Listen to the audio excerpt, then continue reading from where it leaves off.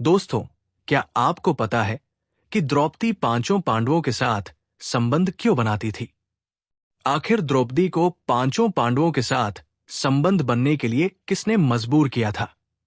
साथ ही साथ ये भी जानेंगे कि द्रौपदी क्या पांचों पांडवों के साथ एक ही समय संबंध बनाती थी और पांचों पांडवों में द्रौपदी के साथ सबसे ज्यादा आनंद किसको मिलता था?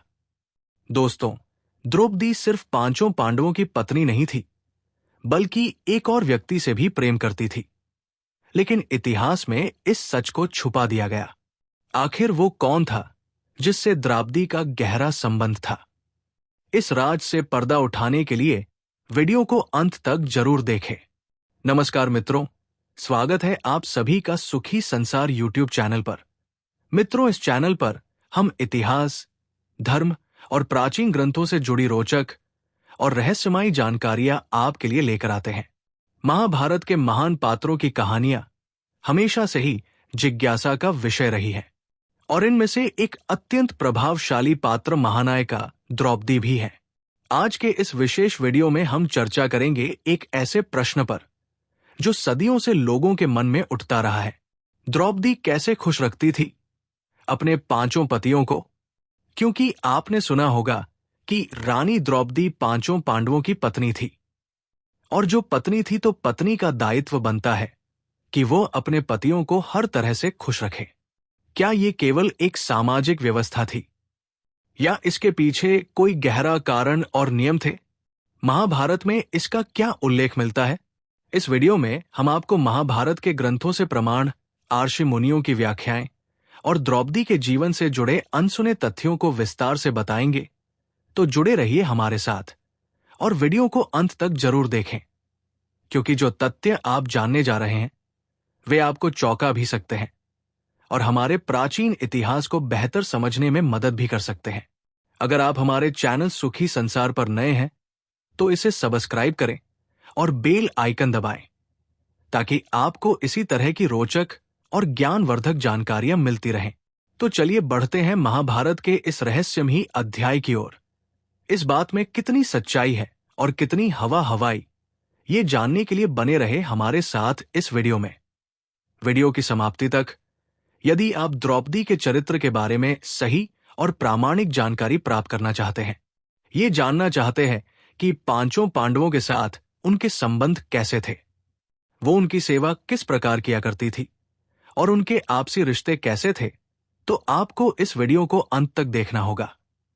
हम इस वीडियो में महाभारत और प्राचीन ग्रंथों के आधार पर प्रामाणिक जानकारी प्रस्तुत कर रहे हैं, जिससे आपको वास्तविक सत्य का ज्ञान हो सके। इसलिए हर तथ्य को ध्यानपूर्वक सुने, ताकि आपको पूरी जानकारी मिल सके कि द्रौपदी का पांचों पांडवों के साथ क्या संबंध था और उनके जीवन का वास्तविक चरित्र क्या था। चलिए दोस्तों, बढ़ते हैं आगे। प्रिय दर्शकों, हमारे सनातन धर्म में किसी भी स्त्री का एक से अधिक पति होना असामान्य माना जाता है। विवाह को एक पवित्र बंधन माना गया है, जिसमें निष्ठा और समर्पण का विशेष स्थान होता है। लेकिन फिर भी द्वापर युग में यानी महाभारत काल में ऐसा अद्भुत और रहस्यमय प्रसंग घटित हुआ, जिसने इतिहास में एक अनूठी मिसाल कायम की। द्रौपदी का 5 पांडवों से विवाह। अब सवाल उठता है, क्या ये मात्र एक संयोग था या इसके पीछे कोई गूढ़ रहस्य छिपा था? आखिर ऐसा क्या कारण था कि द्रौपदी को एक नहीं बल्कि 5-5 पतियों को अपनाना पड़ा?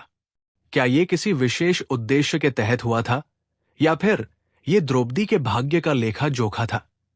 इतना ही नहीं, एक और महत्वपूर्ण प्रश्न ये भी है कि द्रौपदी ने अपने 5 पतियों के साथ पत्नी धर्म कैसे निभाया? ये केवल एक सामाजिक परंपरा थी या इसके पीछे कोई दैवीय विधान भी था?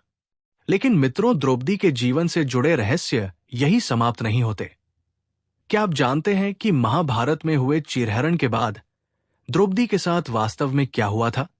कौरवों ने उसके सम्मान को ठेस पहुंचाने के लिए कौन सी हदें पार की थी और कैसे द्रौपदी ने अपने अपमान का बदला लिया?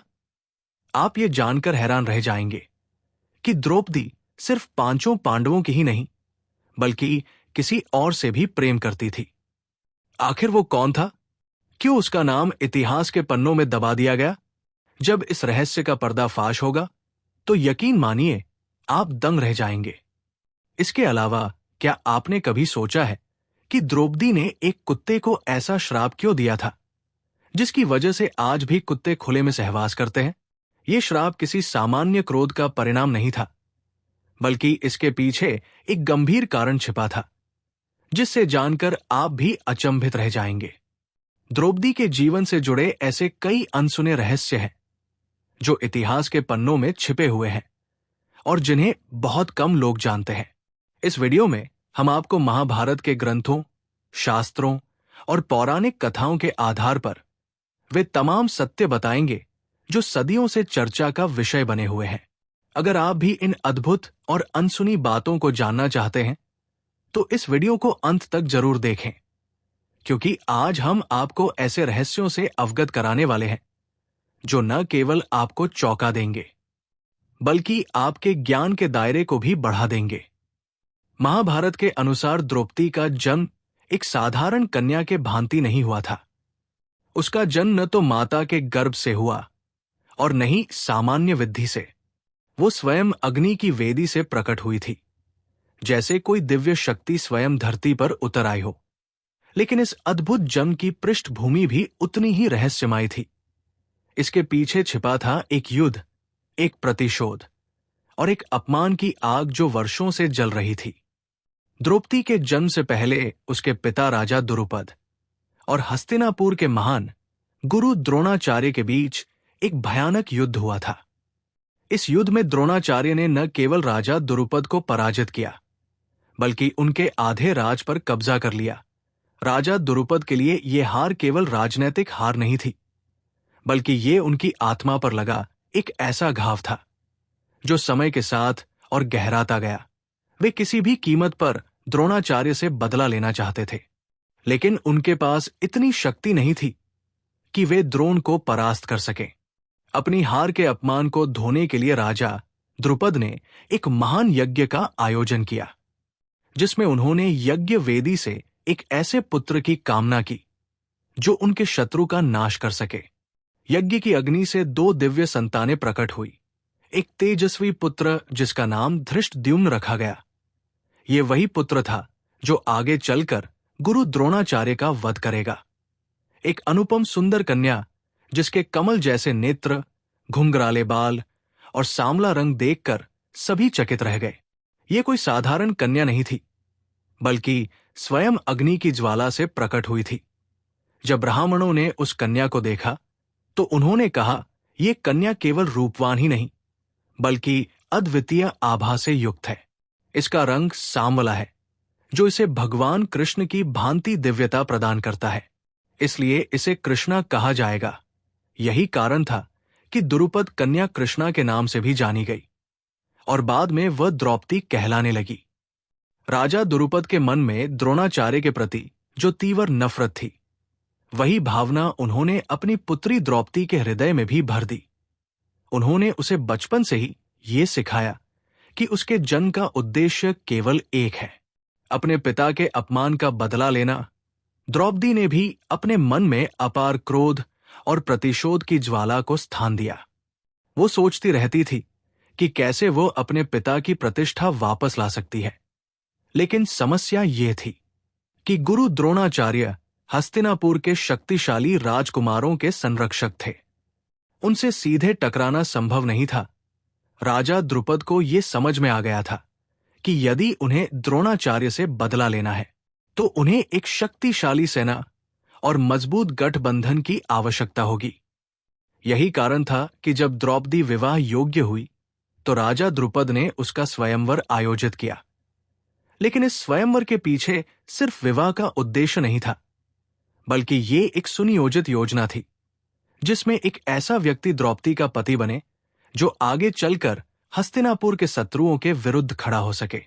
इस बीच स्वयंवर से पहले ही राजा द्रुपद के दरबार में आकर निवास करना शुरू कर दिया था। वे जानते थे कि धर्म की स्थापना के लिए द्रौपदी का विवाह अर्जुन से होना अत्यंत आवश्यक है। श्री कृष्ण और द्रौपदी के बीच अत्यंत गहरी मित्रता स्थापित हो गई। दोनों एक दूसरे के विचारों और सिद्धांतों को भली भांति समझते थे। लेकिन एक समय ऐसा भी आया जब द्रौपदी ने स्वयं श्री कृष्ण से विवाह करने की इच्छा प्रकट की। जब द्रौपदी ने अपनी इच्छा प्रकट की तो श्री कृष्ण ने उसे बड़े प्रेम और सम्मान के साथ समझाया।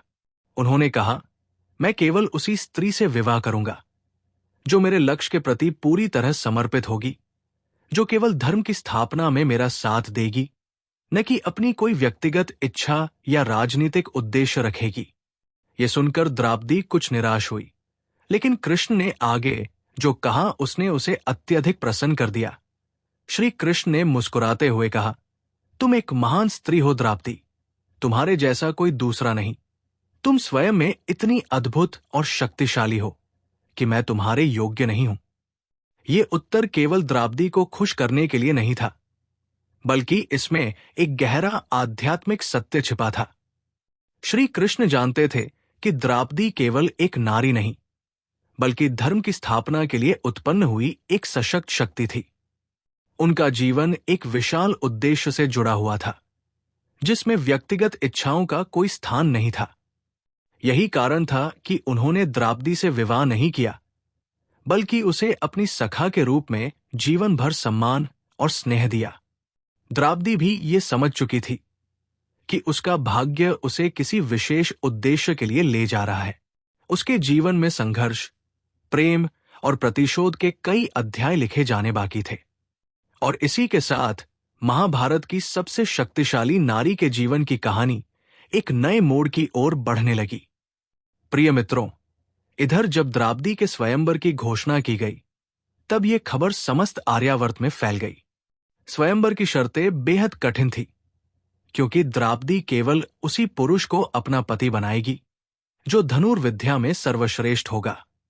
उस समय पांडव ब्राह्मण वेश में अज्ञातवास में थे। वे अपनी माता कुंती के साथ एक निर्धन ब्राह्मण के घर में रहते थे और भिक्षा पर जीवित थे। ये उन पर आए हुए संकट का समय था, लेकिन वे अपने कठिन समय को सहन करते हुए धर्म के पथ पर आगे बढ़ रहे थे। स्वयंवर के आयोजन की खबर नगर में बड़ी चर्चा का विषय बनी हुई थी। जब अर्जुन और भीम भिक्षा मांगने निकले, तो रास्ते में उन्होंने कुछ लोगों को आपस में चर्चा करते हुए सुना, राजा द्रुपद ने अपनी पुत्री द्रौपदी के स्वयंवर का आयोजन किया है। स्वयंवर में वही विजेता होगा जो धनुष उठाकर ऊपर घूम रही मछली की परछाई को नीचे पानी में देखकर उसकी आंख भेद सकेगा। अर्जुन ये सुनकर अत्यंत उत्साहित हुए। उन्होंने अपने भाइयों से कहा, मुझे इस स्वयंवर में भाग लेना चाहिए। ये परीक्षा मेरे लिए कठिन नहीं होगी। भीम भी इस अवसर को नहीं खोना चाहते थे। अतः पांडवों ने निश्चय किया कि वे ब्राह्मण वेश में ही स्वयंवर में भाग लेंगे। जब स्वयंवर का शुभारंभ हुआ, तो सभा में अनेक वीर राजकुमार और योद्धा उपस्थित थे। दुर्योधन, कर्ण, शिशुपाल, जरासंध, जयद्रथ सहित कई महारथी वहां उपस्थित थे।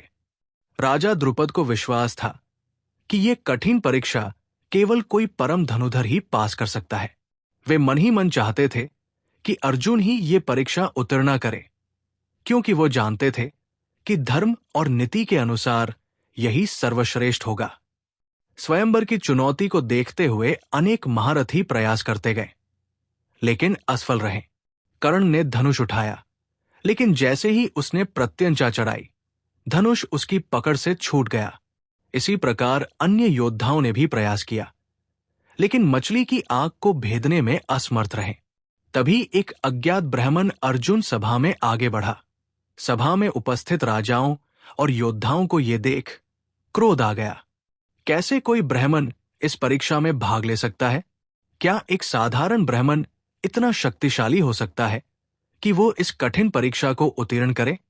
लेकिन अर्जुन ने बिना किसी की परवाह किए धनुष उठाया। उन्होंने अत्यंत सहजता से प्रत्यंचा चढ़ाई।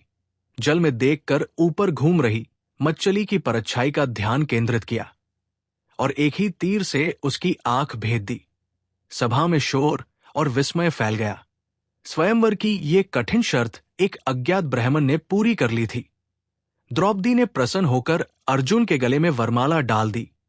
स्वयंवर में पराजित राजाओं को ये पराजय स्वीकार नहीं थी। वे क्रोधित होकर बोले, कैसे कोई ब्राह्मण द्रौपदी का पति बन सकता है। ये स्वयंवर राजाओं और क्षत्रियों के लिए था, न कि किसी ब्राह्मण के लिए। राजाओं ने अर्जुन पर आक्रमण करने का प्रयास किया, लेकिन तभी भीम अपनी पूरी शक्ति के साथ आगे आए। उन्होंने एक एक करके कई राजाओं को धराशायी कर दिया। अर्जुन ने भी अपनी धनुर्विद्या का परिचय देते हुए विरोधियों को शांत कर दिया। जब राजाओं ने देखा कि वे कुछ नहीं कर सकते, तो वे क्रोधित होकर लौट गए। जब स्वयंवर समाप्त हो गया, तब अर्जुन और भीम द्रौपदी को लेकर अपने आश्रम लौटे। वहां पहुंचकर अर्जुन ने अत्यंत उत्साह के साथ अपनी माता कुंती को पुकारा, मां, देखो आज हम क्या लाए हैं। उस समय कुंती घर के कामों में व्यस्त थी। उन्होंने बिना देखे ही उत्तर दिया, जो भी लाए हो उसे आपस में बांट लो। ये वचन सुनकर पांडव स्तब्ध रह गए। वे एक दूसरे की ओर देखने लगे, क्योंकि अब समस्या ये थी कि मां की बात को झुठलाया नहीं जा सकता था। जब कुंती ने देखा कि पांडव इतने गंभीर हो गए हैं, तो उन्होंने पीछे मुड़कर देखा। तब उन्हें अपनी भूल का एहसास हुआ। हे पुत्रों, मैंने बिना देखे ही ये बात कह दी थी। अब कोई ऐसा उपाय निकालो जिससे द्रौपदी का कोई अनर्थ न हो और मेरे वचन की अवहेलना भी न हो। अब समस्या ये थी कि यदि द्रौपदी केवल अर्जुन की पत्नी बनती, तो मां कुंती के वचन की अवहेलना होती। इसका कोई समाधान न निकलता देख पांडव राशि व्यास के पास पहुंचे। दूसरी ओर जब राजा द्रुपद को यह समाचार मिला कि उनकी पुत्री को अर्जुन स्वयंवर में जीत कर ले गया, लेकिन अब वो पांचों पांडवों की पत्नी बनने जा रही है, तो वे अत्यंत चिंतित हो उठे। राजा द्रुपद ने सोचा, कैसे मेरी पुत्री के लिए यह संभव हो सकता है। एक स्त्री के लिए 5 पति रखना क्या उचित है। इस चिंता को दूर करने के लिए महर्षि व्यास स्वयं राजा द्रुपद के पास पहुंचे। उन्होंने राजा को सांत्वना देते हुए कहा, राजन, आपकी पुत्री कोई साधारण स्त्री नहीं है। वो अपने पूर्व जन्म में भी एक विशेष भाग्य और वरदान से युक्त रही है। इसके साथ ही महर्षि व्यास ने द्रौपदी के पूर्व जन्म का एक गुप्त रहस्य उजागर किया, जिसे सुनकर राजा द्रुपद भी स्तब्ध रह गए। महर्षि व्यास ने राजा द्रुपद को आश्वस्त करने के लिए द्रौपदी के पूर्व जन्म की एक अद्भुत कथा सुनाई, जो स्वयं शिवजी के वरदान से जुड़ी थी। उन्होंने बताया कि द्रौपदी पूर्व जन्म में एक आर्षी कन्या थी। वो अत्यंत रूपवती, गुणवती और सदाचारी थी। न केवल उसका रूप आकर्षक था, बल्कि उसका ज्ञान और आचरण भी अद्वितीय था। लेकिन उसका विवाह नहीं हो पा रहा था। उसने अनेक प्रयास किए, किंतु किसी भी योग्यवर से उसका विवाह तय नहीं हो सका। इस असहनीय पीड़ा से व्यथित होकर उसने कठोर तपस्या का संकल्प लिया। द्रौपदी ने हिमालय के दुर्गम गुफाओं में बैठकर भगवान शिव की घोर तपस्या शुरू की। उसने अन्न जल त्याग कर केवल ध्यान और जप के माध्यम से भगवान शिव को प्रसन्न करने का प्रयास किया। कई वर्षों की कठिन तपस्या के बाद भगवान शिव प्रकट हुए और अत्यंत प्रसन्न होकर बोले, वत्स, मैं तुम्हारी कठोर साधना से प्रसन्न हूं, वर मांगो। द्रौपदी ने शिव जी के समक्ष हाथ जोड़कर कहा, हे महादेव शिव, मैं चाहती हूं कि मेरा विवाह एक ऐसे पुरुष से हो जिसमें 5 दिव्य गुण हो, वो धर्म का महान ज्ञाता हो, वो सबसे अधिक बलवान हो, वो किसी भी विद्या में निपुण हो, वो नक्षत्रों ज्योतिष का गूढ़ ज्ञान रखने वाला हो, वो अत्यंत सुंदर और तेजस्वी हो। शिव जी उसकी बात सुनकर मुस्कुराए। उन्होंने कहा, तुमने बड़े चतुराई से अपनी इच्छाओं को एक ही वरदान में समेट दिया है, लेकिन मैं तुम्हारे हृदय की बात समझ चुका हूं। महादेव बोले, वत्स, तुम्हारी ये प्रबल इच्छा अगले जन्म में पूर्ण होगी। तुम्हें एक नहीं बल्कि 5 पति प्राप्त होंगे और वे सभी इन गुणों से संपन्न होंगे। ये सुनकर द्रौपदी चौंक गई। उसने तो केवल एक ही पति मांगा था जिसमें ये सारे गुण हो, लेकिन शिव जी के वरदान ने उसकी कल्पना से कुछ अलग ही परिणाम दे दिया था। वो घबरा कर बोली, हे दीन बंधु, मेरी इच्छा तो केवल एक पति की थी। कृपा करके मुझे एक ही पति प्रदान करें। लेकिन शिव जी ने गंभीर स्वर में कहा, वत्स, मेरा वरदान व्यर्थ नहीं जाता। तुम्हें 5 पति ही प्राप्त होंगे और वे सभी महाबली और धर्मपरायण होंगे। ये नियति का विधान है। ये स्वयं महादेव की लीला है। उनके वरदान स्वरूप ही द्रौपदी इस जन्म में 5 पतियों की पत्नी बनी है। राजा द्रुपद ने ये कथा सुनकर मन ही मन विचार किया, यदि ये स्वयं भगवान शिव का वरदान है तो मुझे इसे स्वीकार करना चाहिए। अतः उन्होंने अपनी पुत्री का विवाह 5 पांडवों से करने की स्वीकृति दे दी। हालांकि द्रौपदी अभी भी इस विवाह के लिए पूरी तरह से तैयार नहीं थी। उसने पांडवों के समक्ष एक शर्त रखी, 5 पांडव अपने जीवन में और विवाह कर सकते हैं, लेकिन रानी का स्थान केवल मुझे ही मिलेगा। मैं ही तुम्हारी मुख्य पत्नी रहूंगी। पांडवों ने इस शर्त को सहर्ष स्वीकार कर लिया। अब द्रौपदी का विवाह 5 पांडवों के साथ संपन्न हुआ। सबसे पहले उसका विवाह सबसे बड़े भाई युधिष्ठिर के साथ हुआ। उस रात द्रौपदी ने युधिष्ठिर के साथ पत्नी धर्म निभाया। अगले दिन उसका विवाह भीम के साथ हुआ और उसने भीम के साथ अपना पत्नी धर्म निभाया। इस प्रकार एक एक करके द्रौपदी का विवाह 5 पांडवों से हुआ और उसने सभी पत्नी धर्म निभाया। अब यहां सबसे बड़ा प्रश्न उठता है, जब द्रौपदी सबसे पहले युधिष्ठिर से विवाह कर चुकी थी तो वो बाकी पांडवों के साथ पत्नी धर्म कैसे निभा सकी? इसके पीछे एक अद्भुत रहस्य था। भक्तों, अगर आप वीडियो का पार्ट 2 देखना चाहते हैं तो इस वीडियो को एक लाइक करके कमेंट में पार्ट 2 लिखकर हमारे चैनल सुखी संसार को सब्सक्राइब जरूर करें। धन्यवाद।